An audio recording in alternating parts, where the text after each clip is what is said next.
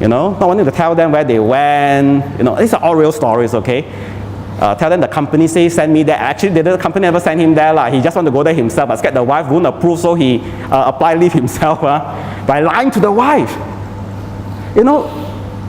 Lack of transparency. When there's oneness, the Bible tells us there is transparency. You can share everything, and then they are not ashamed.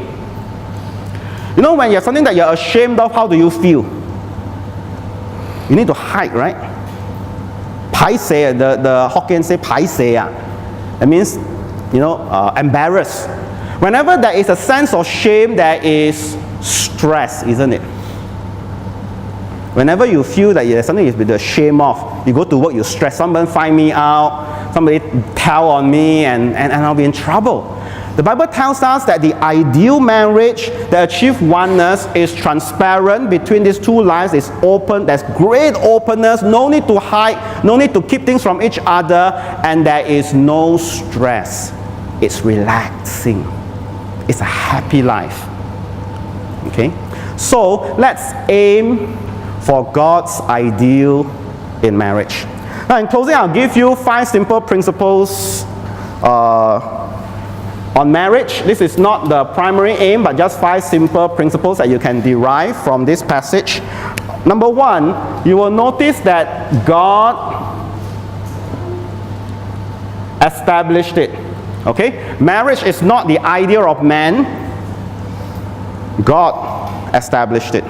What does this mean? It means that when your marriage is in trouble, psychologists don't have the best answer, marriage counselors don't have the best answer, only God has the answer.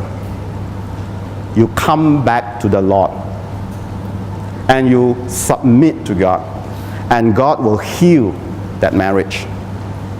Okay? So God established it. Now, second principle you see here in marriage is one man, one wife. You notice that the Bible tells us God made Eve for Adam. God didn't make Eve and Cassandra and Bathsheba and Sarah all for Adam.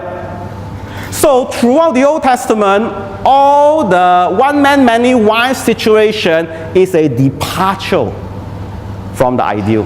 And when Jesus spoke on marriage, he said, from the beginning, bypassing the entire 1,400 years of Israelite history, bypassing the law of Moses, he went back to creation and he said, Pharisees, teachers of the law, understand this. God intended marriage to be one man, one wife.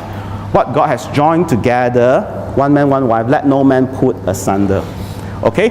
Second, especially with the trend in our day and age, we need to highlight this. God intended marriage to be one man, one woman. Okay? One man, one woman. Nowadays, what seems to be cool and advanced in the States, for instance, is one man, one man. Right? Or one woman. And all these laws so conservative, represses us. Okay? So it's a problem of the government or the state. No.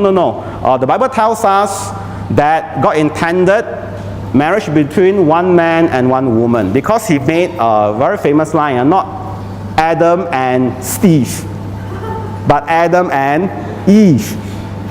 Okay? So the intention is extremely clear. It's always perverted because of sin. That's why we have frustration. Now, the fourth principle for marriage we very quickly can find here is that man is meant to be the head of the home. Paul tells us in 1 Corinthians chapter 11 that the order of creation indicates that the man is the head of his wife. Adam was made first, then Eve. And so in 1 Corinthians 11, Paul made it clear, man is meant to be responsible to lead the home. Okay? It doesn't mean that man is better than woman. It simply means that man is more accountable in a marriage. Okay? He's accountable for everything that transpires in his home. Now, the fifth principle we find here in marriage is, as we have covered just now, oneness as a goal. Okay, friends, keep this in mind. This is God's ideal for marriage. Okay, and so you want to find that one that God has prepared for you, because when you do that, you will be able to find the oneness with him or with her. You get the one that you want, may look good on the outside after you take a bite. Ooh, you know, why did I buy this? But too late. Already you sumpa already. You say, till death do us part. And you look at him or her, who will go first? What a sad way to live, right?